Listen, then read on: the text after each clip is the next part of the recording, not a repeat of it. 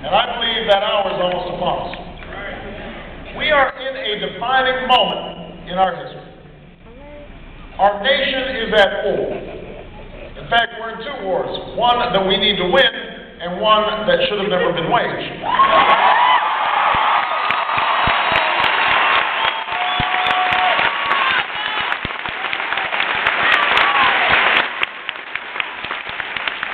We just marked the 5th anniversary of the war in Iraq.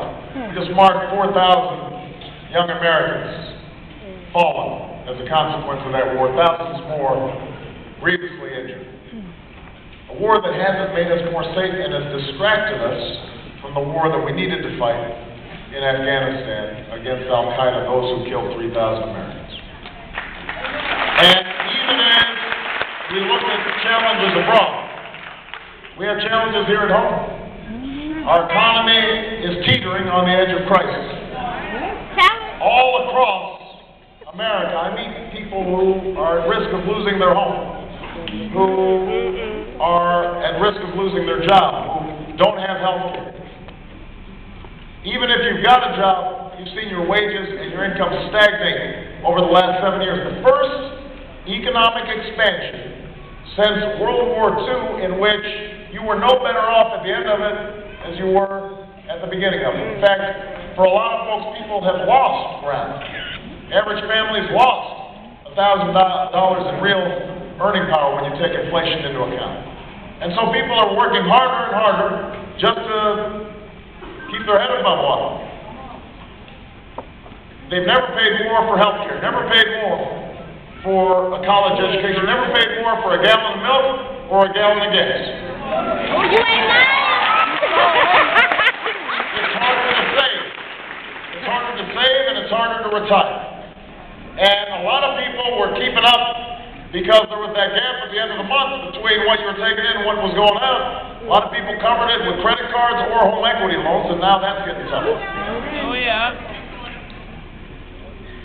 So, you know, all across the country, people are worried about their economic futures, but more importantly, they're worried about their children's economic futures and their grandchildren's economic futures, because we've also loaded up a record amount of debt, $4 trillion. It took George Bush one term to almost equal what the previous 42 presidents had achieved in terms of national debt. We were at 5, and George Bush got $4 trillion worth of debt just in 2 terms in office. Our healthcare system leaves 47 million people without health insurance. That's serious. Hugely inefficient. And we're not healthier than other industrialized countries. Our infant mortality rate is higher. Our life expectancy is often lower. And if you have health insurance, what's happened? You've seen your co-payments, your deductibles, your premiums all going up. If you're a senior citizen, I meet them all the time. Can't afford prescription drugs because the drug companies were able to write a provision in the prescription drug Medicare law that says you can't negotiate with the drug companies for the cheapest available price on drugs. Our schools, despite the slogans, leave millions of children behind, unable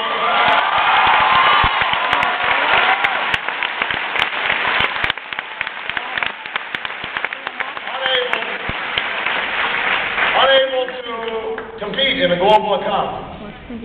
So you take that all together, in such circumstances, we can't afford to wait. We can't wait to fix our schools. We can't wait to fix our healthcare system. We can't wait to bring back good jobs and good wages here to the United States of America. We can't wait to bring an end to climate change and deal with other international crises. We can't wait to bring this war in Iraq to a close. We cannot wait. And that's why I'm running for president of the United States of America.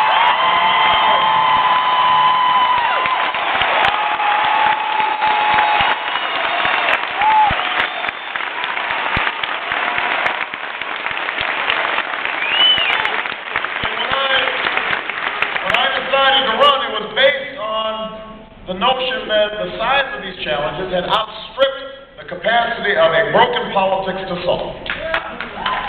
And that the American people were desperate for something different. Oh, yeah. They were tired of a politics that was all about tearing each other down. They wanted a politics that was about lifting the country up.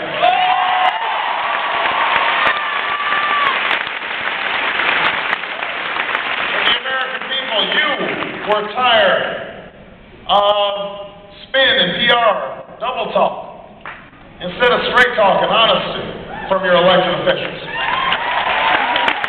I was convinced, most of all, that real change in America happens not from the top down, but from the bottom up. I was betting on you, the American people, that you could be the agents of change. You know, some of you know I now live in Chicago, but I'm not a native of Chicago. I moved to Chicago after college because I wanted to work on behalf of those in need. And there were a group of churches that had organized a community organization to deal with the devastation of steel plants that had closed. Tens of thousands of people had been laid off. And so I moved there and worked as a community organizer for 3.5 years, helping people who had been laid off find jobs, helping to bring economic development to communities that had fallen on hard times. And it was hard work, but it was the best education I ever had because it taught me that ordinary people can do extraordinary things when they're given an opportunity. When they're unified and working together, they can do great things. So the central idea behind this campaign is that the American people are decent, they are generous, they are willing to work hard and sacrifice on behalf of future generations. And that if we could just unify, if we could just come together and get past all the divisions that always get thrown up during our political season, if we could all come together, black, white, Hispanic, Asian, Native American, young, old, rich, poor,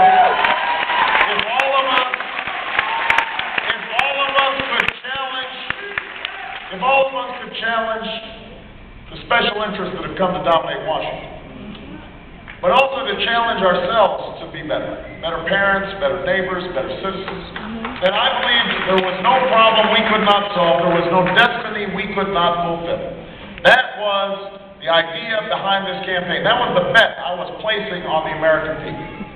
And I am here to report that after traveling through 46 states, after speaking to hundreds of thousands of Americans, after shaking tens of thousands of hands, after kissing hundreds of babies, after eating hundreds of chicken dinners, I am here to report that my bet has paid off. My faith in the American people has been vindicated because all across the country you are telling me that you are ready for something new, something different. You want to turn the page and write a new chapter of American history. That's what we're doing in this election.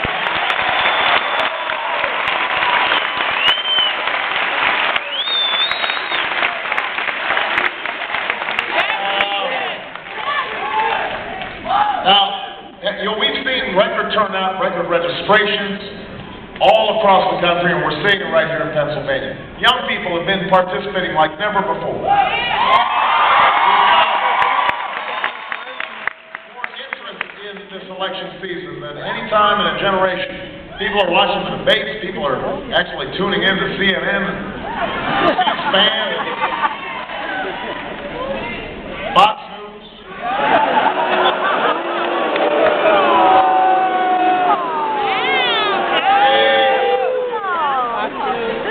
Now, I would like to take credit. I would like to take credit for all this excitement, but I have to admit, it's not just about me. You know, part of the reason everybody's so engaged is they know that we're going to be selecting the next president in November, and no matter what else happens, the name George W. Bush will not be on the ballot.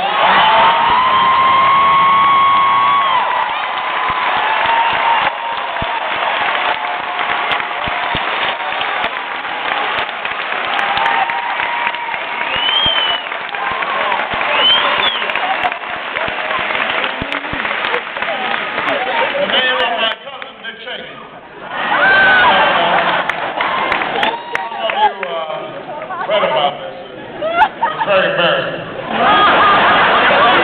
some distant relation somewhere. Has removed. Yeah, but his name won't be on the ballot, which means that all the failed policies of the 7.5 years